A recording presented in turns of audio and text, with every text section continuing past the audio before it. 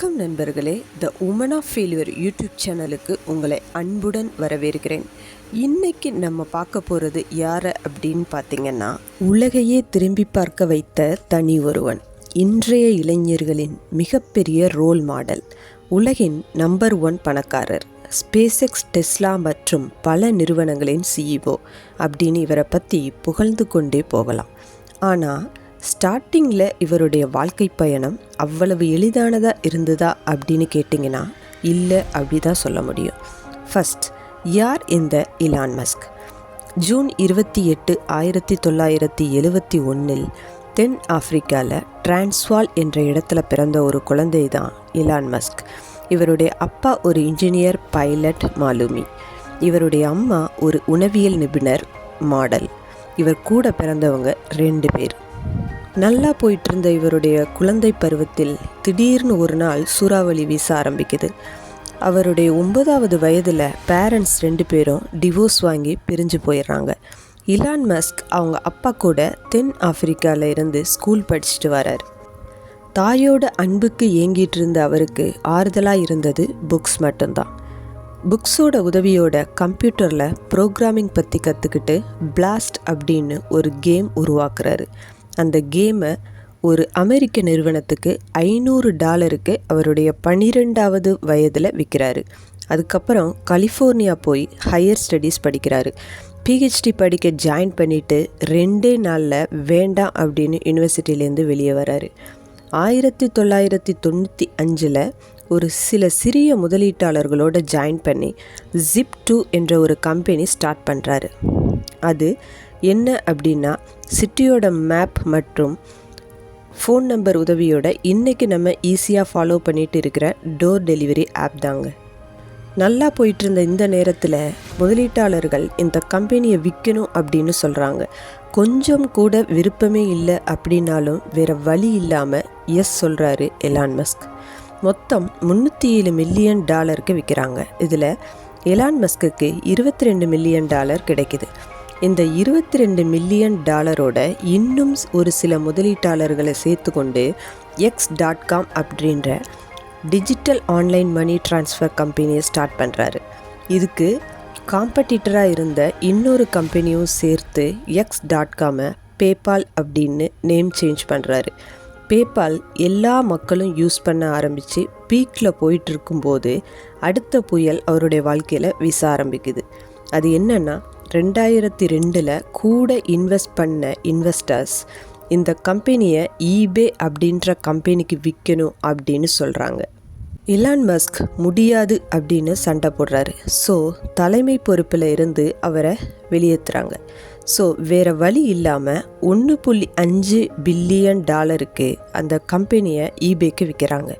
பேபாலில் அதிகமாக இன்வெஸ்ட் பண்ணி வச்சுருந்த எலான் மஸ்க்கு $180 மில்லியன் கிடைக்கிது. ஸோ இதுக்கப்புறம் டிஃப்ரெண்ட்டாக திங்க் பண்ண ஆரம்பிக்கிறாரு. விண்வெளி பற்றி அவருக்கு ஆர்வம் அதிகமாச்சு. செவ்வாய் கிரகத்தில் மனிதனை எப்படி குடியமர்த்துவது அப்படின்னு இரவும் பகலும் பல புத்தகங்கள் படிக்கிறாரு. அதில் அவருக்கு உறுதுணையாக இருந்தது ஐசக் அசிமோ அவர்கள் எழுதிய புக் தான். ஸோ ராக்கெட் சயின்ஸ் படிக்க ஆரம்பித்தார். இதை பற்றி ரொம்ப தெரிஞ்சுக்கணும் அப்படின்னு ரஷ்யா போய் ராக்கெட் உருவாக்க எவ்வளவு செலவாகும் அப்படின்னு விசாரிக்க போகிறாரு. செலவு ரொம்ப அதிகம் அப்படின்னு கேள்விப்பட்டதுனால அப்படியே அவர் திருப்பி வந்துடுறாரு. அமெரிக்கா திரும்பி வந்து நல்லா யோசிக்கிறார். அப்போ அவருக்கு தோணுது, வெளியில் கம்பெனியில் இருந்து ராக்கெட்டோட உதிரி பாகங்கள், அதாவது பார்ட்ஸ் வாங்கினா தானே இவ்வளவு செலவாகும், நம்மளே தயாரித்தா இவ்வளவு ஆகாது அப்படின்னு ஒரு ராக்கெட் தயாரிக்கும் கம்பெனி ஆரம்பிக்க பிளான் போட்டார். தனக்கிட்ட இருக்கிற கடைசி $180 மில்லியன் இன்வெஸ்ட் பண்ண தயாராகிறாரு. இதுவரையில் எல்லாமே தோல்வி. கடைசியாக தனக்கிட்ட இருக்கிற பணம். ஒரே குழப்பம் அவருக்கு, ஒரே கம்பெனியில் இன்வெஸ்ட் பண்ணுறதா இல்லை ஷேர் பண்ணி மற்ற கம்பெனிலையும் போடுறதா அப்படின்னு. ஸோ திங்க் பண்ணும்போது அந்த $180 மில்லியன் 3ஆக பிரிக்கிறாரு. $100 மில்லியன் ஸ்பேஸ் எக்ஸ் அப்படின்ற ராக்கெட் தயாரிக்கும் கம்பெனியை ஸ்டார்ட் பண்ணுறாரு. $70 மில்லியன் டெஸ்லா அப்படின்ற எலக்ட்ரிக் கார் கம்பெனி ஸ்டார்ட் பண்ணுறாரு.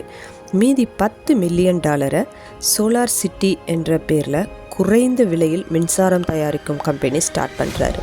இன்னொரு பக்கம் அவருடைய மனைவி இவர் பண்ணுறதை பொறுக்க முடியாமல் டிவோர்ஸ் கேட்குறாங்க. இப்படி இக்கட்டான சூழ்நிலையிலையும் மனம் தளராமல் ஃபஸ்ட்டாக பால்கன் 1 அப்படின்ற ஒரு ராக்கெட் நாசா விஞ்ஞானிகள் உதவியோடு தயாரிக்கப்படுது. இந்த பால்கன் 1 பூமியிலிருந்து சென்ற ஒரு சில வினாடிகளில் சுக்கு நூறாக வெடித்து சிதறி பூமியில் அவர் கண் முன்னாடியே விழுது. தான் தயாரித்த ஒரு பொருள் தன் முன்னால் வெடித்து சிதறும் அந்த காட்சி என்பது யாராலும் சகிக்க முடியாது. ஆனால் எலான் மஸ்க் அப்படி நொறுங்கி போகலை. மாறாக எல்லா விஞ்ஞானிகளும் கூல் பண்ணி போனால் போகட்டும், வாங்க நெக்ஸ்ட் அட்டெம்ப்ட் ஸ்டார்ட் பண்ணுவோம் அப்படின்னு சொல்லிட்டு செகண்ட் ராக்கெட் தயாரிக்கிறாங்க. செகண்ட் ராக்கெட்டும் பூமியிலிருந்து சென்ற பிறகு கடலில் விழுந்து நொறுங்குது. அப்போவும் எலான் மஸ்க் தோற்று போகலை. மூணாவது ராக்கெட் தயாரிக்கிறாங்க. இந்த ராக்கெட்டும் விண்வெளிக்கு செல்லாமல் மறுபடியும் பூமிக்கே வந்து விடுது. தன்னோட பணம் எல்லாமே முடிந்து கடைசியாக உயிர் போராட்டம் நடத்திட்டு இருந்தார் எலான் மஸ்க். கூட இருந்தவங்க கேலி கிண்டலுக்கு மிகவும் ஆளானார். ஆனாலும் மனம் தளரலை. அந்த டைமில் நாசா செயற்கைக்கோள் விண்வெளிக்கு அனுப்பணும் அப்படின்னு எலான் மஸ்க்கு கிட்ட கேட்குறாங்க. இதுதான் தன்னோட கடைசி சான்ஸ் அப்படின்னு அந்த சான்ஸை யூஸ் பண்ணிட்டு ஓகே சொல்கிறாரு எலான் மஸ்க். தன்னுடைய 4வது ராக்கெட் பால்கனை 4th டைம் சக்ஸஸ்ஃபுல்லாக விண்வெளிக்கு அனுப்ப ரெடியாகிறாரு. உலகமே அந்த நாளை எதிர்பார்த்து காத்துட்ருக்கு. அந்த ராக்கெட்டை சக்ஸஸ்ஃபுல்லாக அனுப்பி உலகையே தன் பக்கம் திரும்பி பார்க்க வச்சார் எலான் மஸ்க். 2வது தன்னுடைய டெஸ்லா கம்பெனி 2008 பேங்க்ரப்ட் ஆகிற நிலைமைக்கு தள்ளப்படுது. காரணம், அப்போ இருந்த காம்படிஷன் மற்றும் எலக்ட்ரிக் வெஹிக்கிளுக்கு காஸ்ட் அதிகம் அப்படின்னு யாரும் வாங்க முன் வரலை. இந்த டைம்லையும் பல யுக்திகளை கண்டுபிடிச்சு இந்த ஃபினான்ஷியல் ட்ரபிளில் இருந்து மனம் தளராமல் வெளியே வந்தார். ஸோ இந்த எலான் மஸ்க் இவருடைய வாழ்க்கை பயணம் ஈஸியானது இல்லை என்பது உங்களுக்கு எல்லாருக்குமே தெரிஞ்சிருக்கும். ஸோ நம்பர் 1 பணக்காரன் இன்னைக்கு நம்ம ஈஸியாக சொல்லிவிடலாம். ஆனால் ஒரு நாள் இந்த நம்பர் 1 பணக்காரன் கூட வீடு வாடகை கட்ட முடியாமல் தன்னுடைய ஆஃபீஸ்லேயே இரவும் பகலும் தன்னுடைய கம்ப்யூட்டரோட போராடின வழி என்பது அவருக்கு மறக்க முடியாத ஒன்று. எத்தனை முறை தோல்வியை சந்தித்தாலும் மனம் தளராமல் யார் என்ன சொன்னாலும் எத்தனை கேலி கிண்டல் வந்தாலும் எலான் மஸ்க் அதை பற்றி கவலைப்படலை. ஒருவேளை அதை பற்றி அவர் நினச்சி பாருங்கள். 3 ராக்கெட் சோதனையும் தோல்வி, உலகமே கிண்டல் பண்ணி சிரிக்குது, கையில் இதுக்கு மேலே காசு இல்லை அப்படின்னு எலான் மஸ்க் ஒதுங்கி இருந்தால் இன்றைக்கி இந்த அளவு டெக்னாலஜி வளர்ந்துருக்குமா? ஃபெயிலியர் பற்றி கவலைப்படாதீங்க. எவ்வளவோ பேர் சின்னதாக இல்லை பெருசாக பிஸ்னஸ் பண்ணுறீங்க. இன்னொரு பக்கம் பல பேர் civil service exam, bank exam, NEET exam அப்படின்னு எவ்வளவு காம்படிட்டிவ் எக்ஸாமுக்கு ப்ரிப்பேர் பண்ணுறீங்க. பயப்படாமல் அட்டன் பண்ணுங்கள். 3 times 4 times 5 times ஏன் 10 தடவை கூட எழுதுங்க. உங்கள் முயற்சி, உங்கள் தன்னம்பிக்கை கண்டிப்பாக உங்களை காப்பாற்றும். சுற்றி உள்ளவங்க சொல்லுவாங்க, அதான் 2 தடவை ஃபெயில் ஆகிட்டல, வேறு ஏதாவது படிச்சுட்டு வேறு வேலையை பாரு அப்படின்னு. நெகட்டிவ் கமெண்ட்ஸை பற்றி கவலைப்படாதீங்க. நீங்கள் யாருன்னு உங்களுக்கு தெரியும். உங்களுடைய நம்பிக்கை தான் உங்களை முன்னேறி போக செய்யும். அங்கே இங்கேன்னு திரும்பி பார்க்காம உங்கள் ஃபோக்கஸ் ஃபுல்லாக உங்கள் எக்ஸாம், உங்கள் பிஸ்னஸ் மேலே, உங்கள் கோல் மேலே வைங்க. Yesterday is experience, today is experiment, tomorrow is expectation.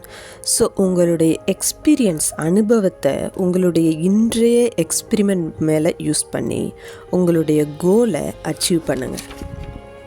இந்த எலான் மஸ்க் அப்படின்ற கேரக்டர்கிட்ட இருந்து நம்ம கற்றுக்கொள்ள வேண்டிய பாடம் என்ன அப்படின்னா, விடாமல் ஹார்ட் ஒர்க் பண்ணுங்கள். இன்றைய காலகட்டத்தில் ஹார்ட் ஒர்க் மட்டும் பத்தாது, அதை விட ஸ்மார்ட் ஒர்க் அதிகமாக வேணும். ஃபெயில் ஆகிடுவேன் அப்படின்னு பயப்படாதீங்க.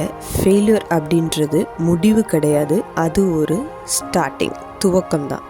அது ஒரு எக்ஸ்பீரியன்ஸ். ஃபெயிலியரில் கிடைக்கிற அனுபவம் சக்ஸஸில் கண்டிப்பாக கிடைக்காது. 3வது, யார் என்ன கிரிட்டிசைஸ் பண்ணாலும், என்ன கமெண்ட்ஸ் பண்ணாலும் கவலைப்படாதீங்க. ஏன்னா நீங்கள் கஷ்டத்தில் இருக்கும்போது கமெண்ட் பண்ணுற யாரும் உங்களுக்கு தங்குறதுக்கு வீடோ சாப்பாடோ தரப்போகிறது கிடையாது. ஒரு ஃபீட்பேக் வருது அப்படின்னா அந்த ஃபீட்பேக்கில் நான் ஏதாவது கரெக்ட் பண்ணணுமா, எஸ் அப்படின்னா திருத்திக்கிடுங்க, நோ அப்படின்னா just leave it and move on. அதுக்கு இல்லாமல் நான் ஃபெயில் ஆகிட்டேன், எல்லாரும் கேலி கிண்டல் பண்ணுறாங்க அப்படின்னு அழுதுட்டு மூளையில் முடங்கி ஆரம்பிச்சிங்கன்னா உண்மையாகவே நீங்கள் வாழ்க்கையில் தோற்று போயிடுவீங்க. ஸோ அப்படி யாராவது ஃபெயிலியர் அப்படின்னு இருந்தீங்கன்னா யாருக்கும் பயப்படாமல் எந்த கேலி கிண்டலையும் காதில் வாங்கிட்டு வாங்காதது மாதிரி தைரியமாக எழுந்து வெளியே வாங்க. உங்களுடைய ஃப்யூச்சர் உங்கள் கையில் தான் இருக்குது. Never ever give up, think positive. So Elon Musk எத்தனை தோல்வியை சந்தித்தாலும் மனம் தளராமல், எந்த கேலி கிண்டலுக்கும் சலிக்காமல், செவிசாய்க்காமல், ஜஸ்ட் ஒரு ஃபீட்பேக்காக எடுத்துகிட்டு கடந்து வந்த மாதிரி நீங்களும் எத்தனை முறை எக்ஸாமில் தோற்றாலும் பிஸ்னஸில் தோற்றாலும் கலங்காமல் அடுத்த ஸ்டெப் எடுத்து வைங்க. கண்டிப்பாக ஒரு பிரைட்ஃபுல் ஃப்யூச்சர் உங்களுக்காக காத்துட்ருக்கு. நன்றி நண்பர்களே. இந்த வீடியோ உங்களுக்கு கண்டிப்பாக ஹெல்ப்ஃபுல்லாக இருக்கும் அப்படின்னு நான் நம்புகிறேன். The woman of failure YouTube சேனலை சப்ஸ்கிரைப் பண்ணுங்கள், லைக் பண்ணுங்கள், கமெண்ட் பண்ணுங்கள். அப்படியே உங்கள் ஃப்ரெண்ட்ஸுக்கு ஷேர் பண்ணுங்கள். மறக்காமல் பெல் ஐக்கானை கிளிக் பண்ணுங்கள்.